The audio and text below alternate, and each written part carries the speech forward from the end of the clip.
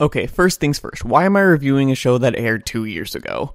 Well, it was a request. In fact, it was one of the first requests I got. I don't even think my second video was out when someone sent me a message asking me if I would review this show. And seeing as I wanted to do the first request that was asked of me, I said I would. It would just be a few videos later.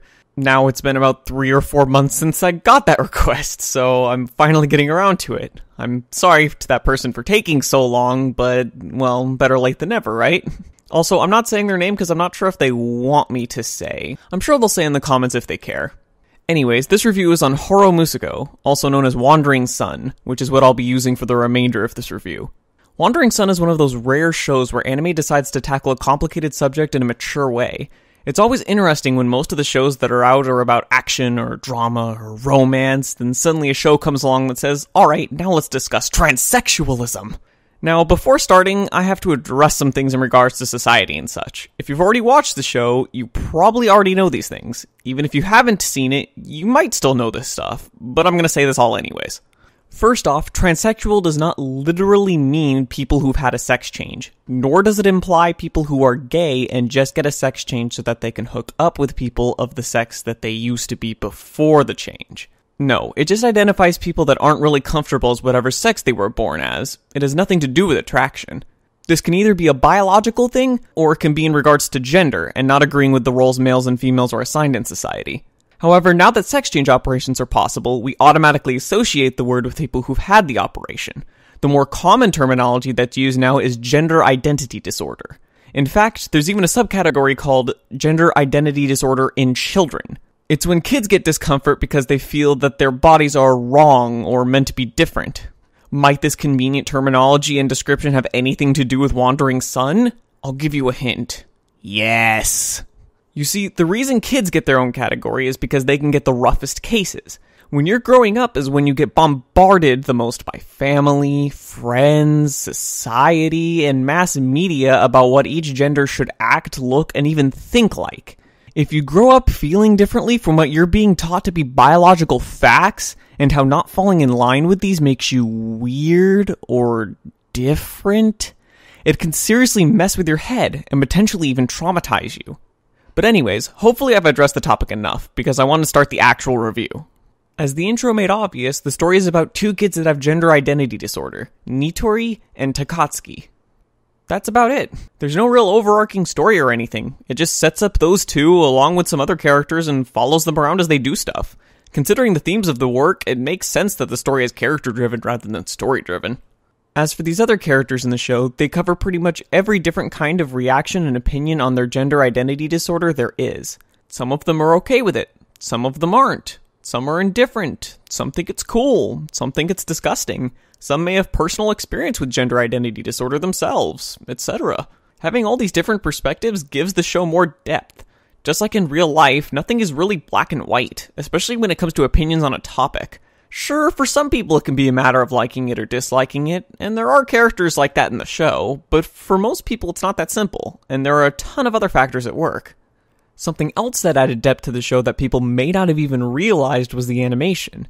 Now, I normally don't talk about animation when I review things because of how basic it usually is. There's different styles of animation, sure, but for the most part it's a case of how do we show this character going from point A to point B? Well, just have him walk there. And that's about it. The animation just gets the job done. Everything else about it is just personal taste. For example, most people say Kyoto Animation are the kings of animation, but there are times where I can't stand how large they make the eyes of the characters sometimes. That and the few times they really slip up with their animation, it tends to be pretty bad and pulls me out of my immersion. Another example is how most people, even those who don't like the show, say that Sword Art Online's fight animations were really good. But I don't really like that kind of gooey, blobby animation style during fight scenes where limbs will stretch or shorten and such during their actions. I prefer the character models to stay in normal ranges during fights. Where am I going with this? Well, the animation style in Wandering Sun actually serves a purpose. It was drawn very lightly using almost only light colors, and they sometimes didn't even completely draw some of the people and objects in the show. It gives the show a look of fragility, and looks a lot like drawings you'd see in a children's book, which helps remind you that these are just kids that are dealing with these issues. It reminds you of the innocence that these kids have, and how they can't understand why some of the things are seen as wrong and others right. The animation actually adds atmosphere, which is really the only time you can factually say that the animation is good. But the best part of the show actually has nothing to do with the main characters or the themes. It's the character Anna. The first few times you see her, she seems to just be this emotionless, boring girl. She even does two actions that might make you worry of her, those being when she teases Nitori for a bit by taking his script before realizing he's getting genuinely upset, and later when she gives him the weird phone strap. But a little more than halfway through the show, you find out that this isn't the case. Anna's just someone who doesn't open up easily. She just goes through life doing what she deems she needs to do, and not much more than that. But when she does open up, she's actually one of the most talkative, nicest people you could meet. Kawaii! She was easily my favorite character in the show, and maybe even one of my favorites in all of anime. However, the show also has the character Chiba, who's quite possibly one of the most annoying characters ever. She's okay at first because I can understand where her bitterness is coming from. I mean, she was close friends with both Nitori and Takatsuki, fell in love with Nitori, but he rejected her and confessed to Takatsuki. It's your classic one-sided love, and when you're that young, it can be pretty rough on your emotions. My problem with Chiba is that she never develops, even when it seems like she should. She's constantly butting heads with people and causes a good chunk of the drama in the show, but she never seems to grow from any of it.